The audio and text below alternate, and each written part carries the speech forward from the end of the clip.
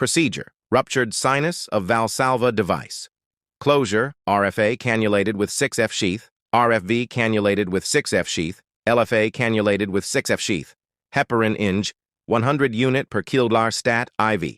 VSD sized and localized by ascending aortogram in RAO 30 via 6F pigtail catheter, which showed 5.8 mm perforation in non-coronary cusp of aortic root, communicating to right atrium.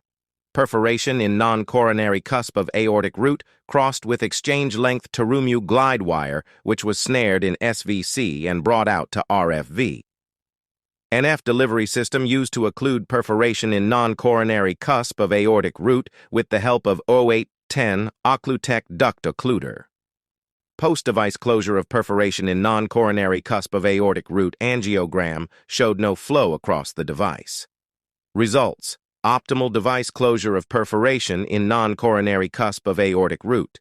Recommendation: medical follow-up. Subscribe my channel for more interested video.